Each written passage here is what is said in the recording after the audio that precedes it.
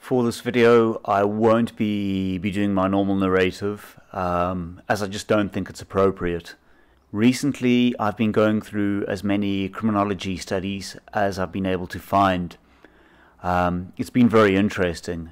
There's two things I'd like to note first off.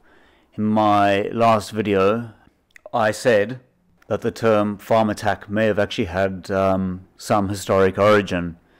And I've actually found studies that confirmed that. The other thing that I found interesting is that after the year 2000, there's a major decline in the availability of these studies on the internet.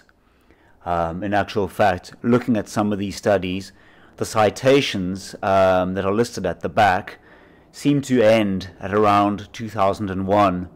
I actually find this quite worrying, as it's actually quite a long duration between 2001 and now. I've also seen on the internet that one of the previous ministers of security actually placed a moratorium on crime statistics in the year 2000, and apparently this was repealed in 2001. However, the two main protagonists I've been looking at, one is Niels Moelman from the University of the North, and the other one is a gentleman by the name of Martin Skuentjek. He's a member of the ISS, and even though the ISS are an NGO that seem to be independent, they do quite a bit of research for the SADC and the SAPS.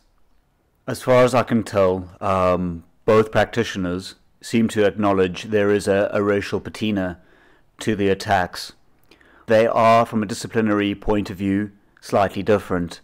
Moelman tends to focus on land ownership, whereas Skuentjek, he tends to focus on socio-economic factors. As both factors form a racial boundary, I actually feel that they are in some way both relevant. A lot of the things you'll see with farm attack are pivotal on how broad or how narrow the definition is, and this is actually quite dependent on political opinion. It depends if we want to include murder in general on farms, or specifically the murder of white commercial farmers. I am focused on the latter, and all the studies that I've collected have been focused on the latter. In this way, there's no confusion with national crime statistics. As Moelman views farm attack from a historic point of view, I will actually be viewing farm attack in three different time periods: the apartheid era, the post-apartheid era, and the current era. Though the entire socio-political scene in South Africa has radically changed, the victim and the attacker of these crimes remain the same. So I feel this approach is relevant. According to the Truth and Reconciliation Commission, the deliberate targeting of white farmers actually began in the 1980s as part of a political policy. It was done by Mkhonto we Sizwe, but in particular, APLA. There were three fundamental assumptions to this. The first one was that the Boers were the arch-architects of apartheid. The second assumption was that APLA considered Boers as combatants purely on the basis that they were military reservists. The third assumption being that due to the colonial history of South Africa, the land had been appropriated by whites through an unfair means. This was supported by the law, and hence the view of APLA, the only way to actually repeal this injustice was through crime. In this age, farm attacks were organized and politically sanctioned, the result being that the objective of these attacks was actually the farmer, and any subsequent robbery was actually viewed, according to Moelman, as a bonus. The activities of APLA escalated and finally culminated in the St. James Church massacre. This reflected APLA's final policy, which was that all whites were targets. After 1994, many members of APLA and MK were incorporated into the new SANDF. However, there were certain problems. Many of them failed to adapt to the new system, and hence dropped out of the SANDF. Having studied criminology, I'm aware of two particular trends which are interesting. The first one is in dictatorial states, there's a very low crime rate. Nazi Germany almost entirely eradicated crime. And due to the heavy-handed policies of fascist Italy, the mafia were forced to immigrate to the United States. Heavy-handed Islamic states, for example, actually have very low crime rate. Pakistan is a very good example. The other good example is Indonesia, which has a very low murder rate and a huge poor population.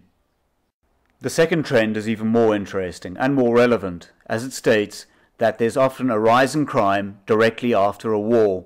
This is often put down to disaffected soldiers resorting to what they know best. According to Moorman, after the fall of apartheid, many of the members of MK and APLA who were unsuccessfully incorporated into the SANDF resorted to crime. They resorted back to the old style of farm attacks that they knew so well. In my opinion, this actually brings Moorman into conflict with Human Rights Watch, who believe the term farm attack is misleading. However, in context to Moorman's historic perspective, there is some relevance. I must also point out that the research done by Human Rights Watch was a much broader sociological study. This looked at violence in rural areas in general, and not as a criminal trend. However, I do feel that there are things within this study which are relevant to the topic of farm attacks. By default, Genocide Watch had to select a very narrow parameter for their report, namely the attacks on white farmers. On the other hand, Bronwyn Manby took a very broad perspective, studying the crisis in the rural areas in general. This report revealed that there were certainly white farmers killed in the area. It also showed abuses by white farmers on the local farm workers and residents of the area. However, one may take a very cynical view of this report on the face of it.